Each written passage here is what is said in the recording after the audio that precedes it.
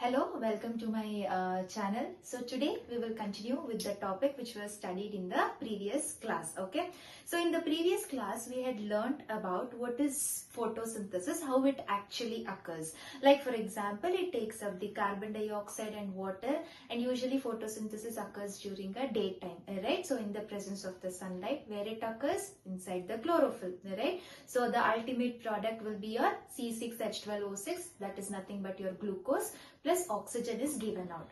So now here, even in the reactant side, you can see the carbon dioxide involvement, and even in the product end also you can see the oxygen involvement. So who is helping in the exchange of the gases, right? So that is the ultimate point we will be learning here.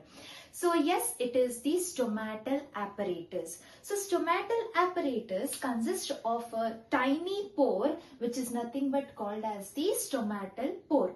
And this stomatal pore is generally guarded by your guard cells. Okay, and around the guard cell there is a subsidiary cell.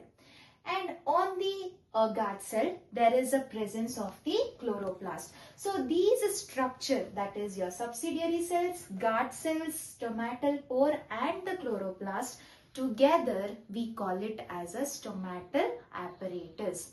Now who is helping in the exchange of the gases? I said it is the stomata. But for the stomata, who is generally helping means it is your guard cell.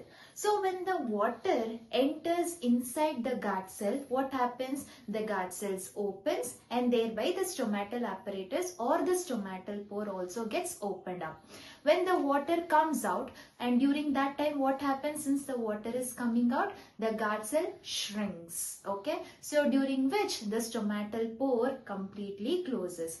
So what is the main function of the stomata? It helps in the transpiration.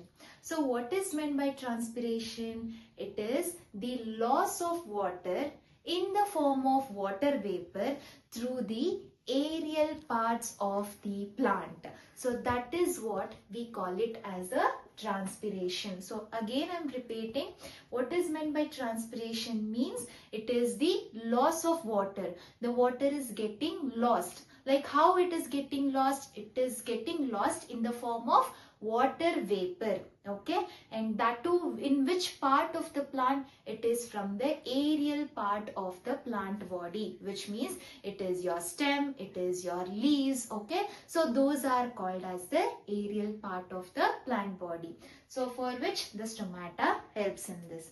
And next, coming to the exchange of the gases. So as I said in the first line, that is in the reactant side also there is a carbon dioxide, and in the product end also there is a oxygen, right? So this exchange of the gases is also maintained by your stomatal structure.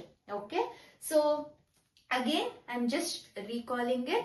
The entire stomatal apparatus consists of your stomatal pore, a tiny pore which is guarded by your bean-shaped cell, which we call it as a guard cell. Apart from that, the guard cell also consists of the chloroplast. The opening and the closing of the stomata is guarded by your guard cell, or it is maintained by your guard cell.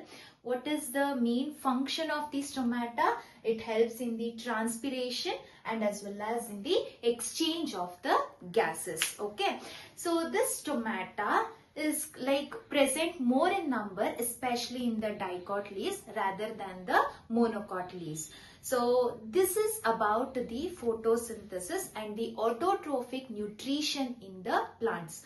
So next we will take up the heterotrophic type of nutrition. So far we had learned about the autotrophic type of nutrition, like for example which we see in the plants, right? So now we will take up the heterotrophic type of nutrition. So hetero means we call it as a different. Okay, so in which the organism depends on the other organism for their nutrition purpose. Under the heterotrophic there are different types, like for example holozoic, parasitic and as well as the saprophytic type of nutrition. So the best example for the holozoic is your amoeba and as well as humans, dogs, cats, like that. So what actually happens in the holozoic type of nutrition means, yes, there is a ingestion, which means we take up the food. There is a absorption, assimilation, digestion, and finally there is a egestion process, which means 5 processes we will be seeing. One is ingestion, absorption, assimilation, digestion, and finally the egestion. So that complete process is what we call it as a holozoic type of nutrition. Like for example, this is your amoeba, okay, and this is the food particle. So the amoeba gets the food particle with the help of the pseudopodia. Pseudo means it is false. Okay, podia means it is feet. So pseudopodia means they have a false feet. And finally, when they come near the food particle, it forms a vacuole like a structure, which we call it as a food vacuole. And thereby all the complex reactions which will be occurring inside the vacuole, generally it helps in the absorption process. Once all the absorption is done, now we don't want that vacuole, and that vacuole will be thrown out of the body. So this is called as the holozoic type of nutrition. And now when we talk about the parasitic type of nutrition, even here there is a dependent on the other organism. Best example for your parasitic, in terms of plant we can give the example as a cuscuta, and in terms of the organism, like for example it is your tapeworm, which means here the organism which depends on the other organism. That other organism is what we call it as a host. Okay, so in which all the nutrition these organisms will take up. Okay, so that is called as the host. So this type of nutrition is what we call it as a parasitic type of nutrition. And now coming to the saprophytic type of nutrition, where the organism grows on a dead and decaying organic matter. Example is your mushroom and also all the fungi category.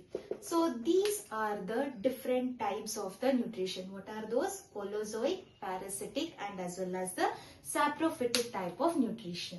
Now how the nutrition is seen in terms of humans, we will be learning in the next video. Thank you.